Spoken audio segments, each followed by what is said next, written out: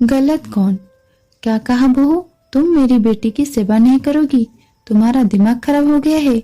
तुम्हें पता है मुझे ना सुनना पसंद नहीं है और तुम मुझे मेरी मुंह पर इनकार कर रही हो।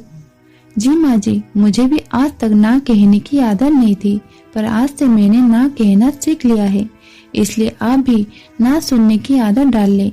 अब आगे ये ना बार बार आपको सुनने पड़ेंगे। ठीक है, अब इस बात का फैसला प्रफुल्ल करेगा। अरुणा जी बहू काव्या की शिकायत तुरंत फोन पर बेटे प्रफुल्ल से करने लगी। असल में काव्या की ननद महक अपने डिलीवरी के लिए मायके आई हुई थी और आज उसको ऑपरेशन से बेटी हुई है। अभी तो महक हॉस्पिटल में ही है। अरुणा जी ने बहू काव्या से बेटी का रूम साफ करने के लिए कहा तो काव्या ने साफ मना कर दिया कि वो सिर्फ रोजमर्रा की काम ही करेगी। महक दीदी का काम आप खुद कर ले या उनके लिए मेड रख ले। मेरे पास घर के खुद इतने सारे काम हैं, ऊपर से 8 महीने की बेटी भी है। सर्दी का मौसम है, ज्यादा काम करेगी तो उसकी तबीयत खराब हो जाएगी, इसलिए वो उतना ही काम करेगी जितना अब तक करती आ रही है। माँ का फोन सुनकर प्रफुल्ल दौड़ा दौड़ा घर आया और माँ से पूछा, क्या हुआ? मुझसे नहीं, अपनी पत्नी से पूछ। उसने महक की सेवा करने से मना कर दिया है। अब मैंने अपनी जिम्मेदारी पर उसे मायके बुलाया है और बुढ़ापे में मैं तो इतना काम नहीं कर सकती। काव्या घर की बहू है तो ये जिम्मेदारी कौन लेगा? माँ क्या कह रही है काव्या? प्रफुल्ल गुस्से में काव्या को घूरता हुआ बोला, जी माँ सही कह रही है, मैं दीदी की सेवा तो नहीं करूंगी। अगर आपको याद हो तो कुछ महीने पहले मेरी बेटी भी ऑपरेशन से हुई थी और मेरी माँ की अचानक तबीयत खराब होने के कारण वो नहीं आ पाई थी।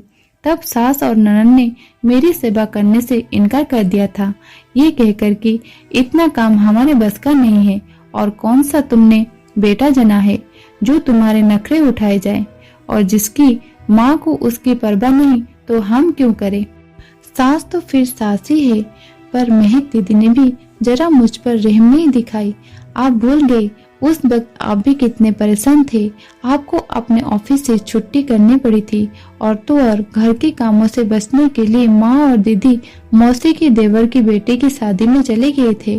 फिर मेरी माँ अपनी बीमारी भूली मेरी परेशान देख तुरंत यहाँ आ गई थी और जब डिलीवर से पहले मैंने मायके जाने की इच्छा जताई तो माँ जी ने ये कहकर मना कर दिया कि हम अपने बहू को ऐसे में मायके नहीं भेजेंगे, वरना लोग कहेंगे कि सेवा करने के लिए बहू को मायके भेज दिया। लेकिन वो अलग बात है कि सेवा करेंगी नहीं।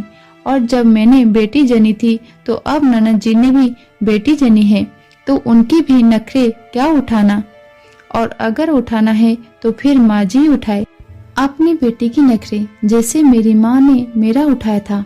मैं फिर से सबके सामने कहती हूँ, इस बार मैं ननद जी की सेवा नहीं करूंगी, भले ही आप मुझे घर से ही क्यों ना निकाल दें। इतना कहकर काव्या वहां से चली गई। प्रफुल्ल समझ गया था इस बार काव्या की ना को कोई भी हाँ में नहीं बदल सकता और अरुणा जी को भी अपनी गलती का एहसास हो रहा था।